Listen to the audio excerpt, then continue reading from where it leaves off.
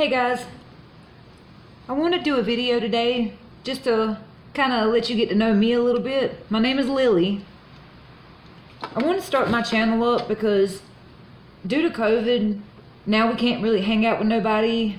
You know, we talk to people on social media, but everything on Facebook, for me anyways, is like so fake. So I just wanted to get to know people, you know, see some videos, share some videos. But today, I'm going to be cleaning my stainless steel toaster with WD-40. It works really well. I use it on my fridge, as you can see back there. It cleans my fridge up so good. The fridge is like 4 or 5 years old. I know it's at least 4.5 years old, and it still looks that good. But I had a question. I know it's going to work good on the stainless steel, but I'm curious if it's going to work good on this. And this is a darn mess, guys. I bought this tea set in the mountains a while back. Let me get this out the way. I bought this in the mountains, and it was like really clean. Like they had it shined up and everything, and it was really shiny for a good few months. Well, now it's dingy. And I'm here to tell you, it looks like fire broke out, and it got really smutty, but there's been no fire. This is just, it's sitting on a table, looking pretty for a good 8 months now. And I'm trying to see what all I can use to get this stuff off. I'm not an expert at doing silverware. I mean, I can clean my stainless steel with WD-40. I can clean with Clorox ammonia, magic erasers, all that stuff. I mean, I love to clean my house. I love for my house to be clean. It's just a little bit of my OCD anxiety thing. If things are dirty, I get extreme anxiety. I get anxiety driving. But anyways, I'm trying to see what I can use that I have around the house to clean this. And hopefully we'll figure something out that I can use today. I don't know. We'll see.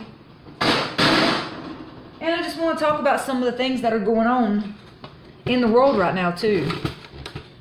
You know, I'm not a YouTuber. I'm no expert on making videos, editing videos, how to talk, how not to do this or that. I just wanted to start sharing my life with the world basically. And I want to hear like how you guys live, how you guys do things. Kind of show you how I've grown up and how I've learned to do things, and express some of my opinions about things that are going on in the world. So I got my WD-40 and I'm going to shine my toaster up. It's my day off. I'm going to clean. That's just how it is. I seen something earlier. There's an app called Randonaut.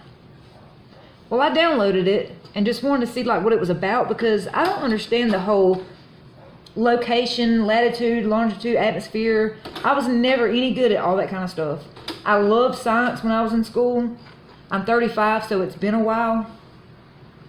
But I seen this app, a lot of videos on it, so I went and downloaded it. It pulled up a point in my backyard.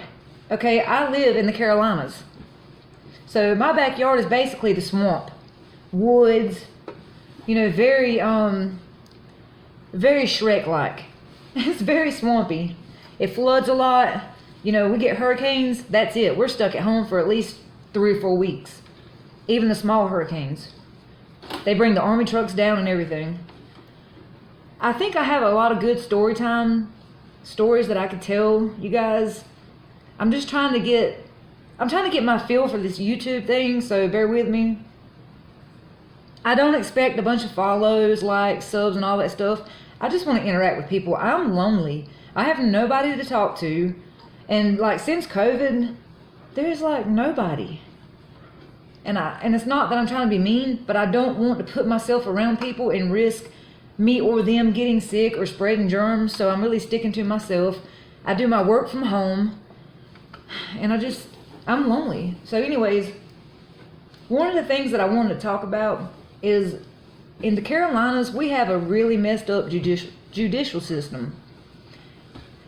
And what I mean by that is, I have literally seen where a pot dealer will get almost life for selling some weed, and then somebody who hurts a child only get probation.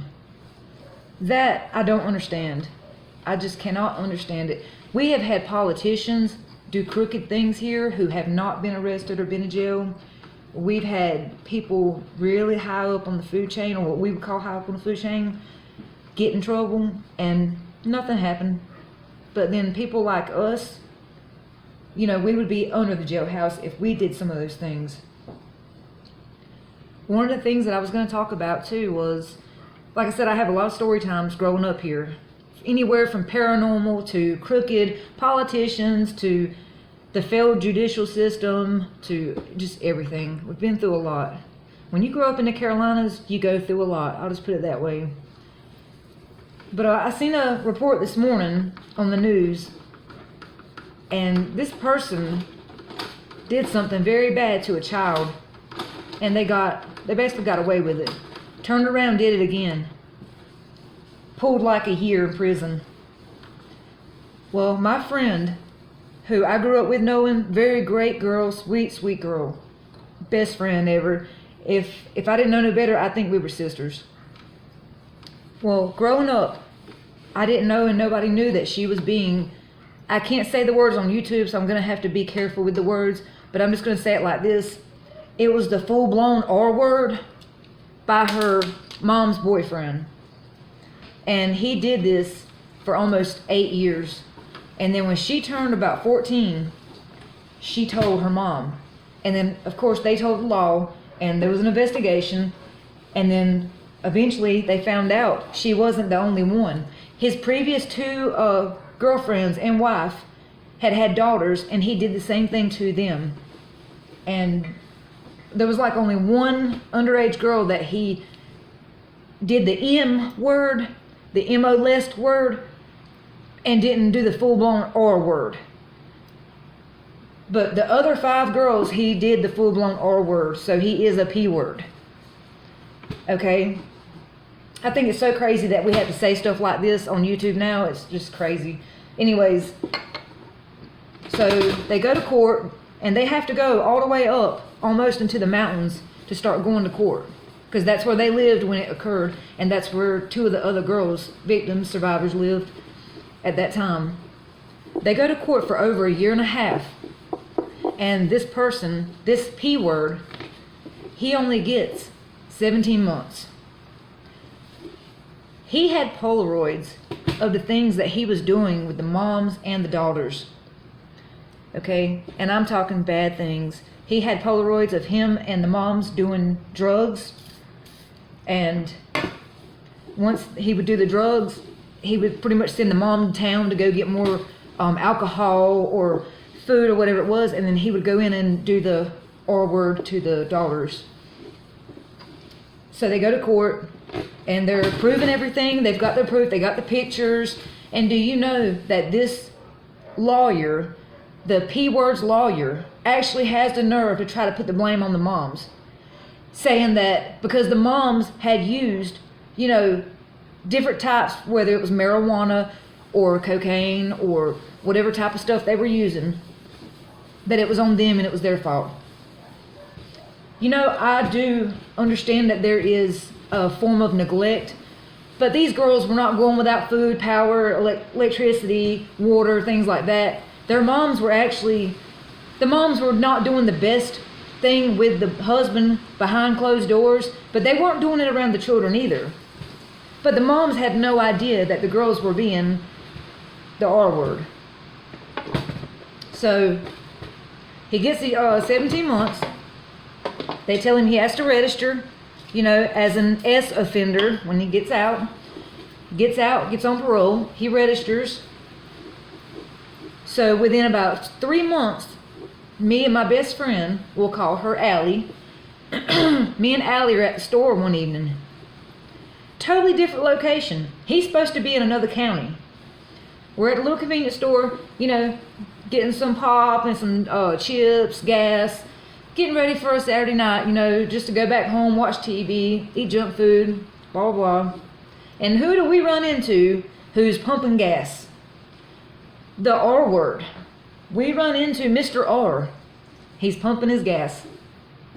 He has the nerve to look at Allie. Well, hey, how have you been doing?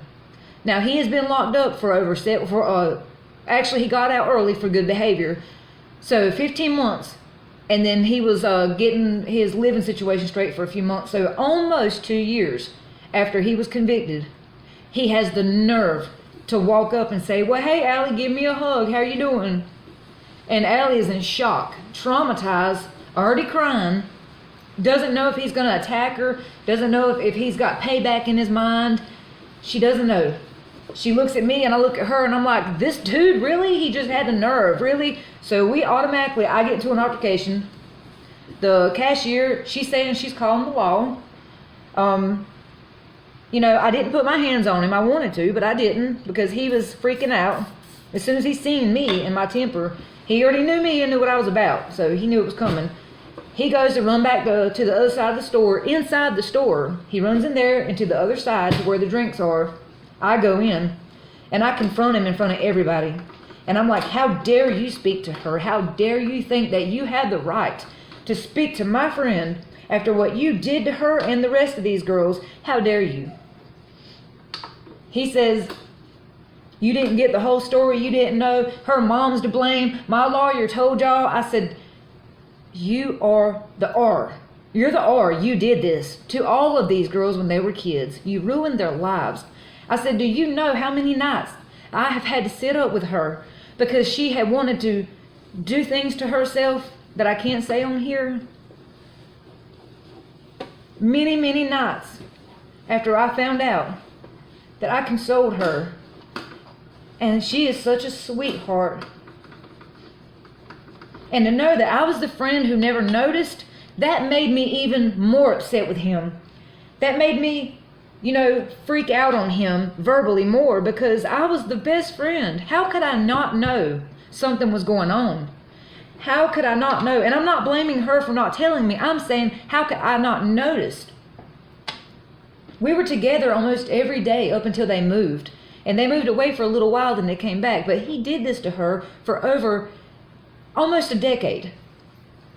And throughout that decade, we, you know, lived near each other or side by side for a good 7 years. Besides like the 2.5 years they had moved away. So how could I not notice? That made me even madder. And all of that just boiled up, and I had to calm down and realize. And then my friend Allie said, you're not going to jail. You're not going to jail over this scumbag loser. Calm down, let's go. I said, you don't deserve to even have to be in his presence. He does.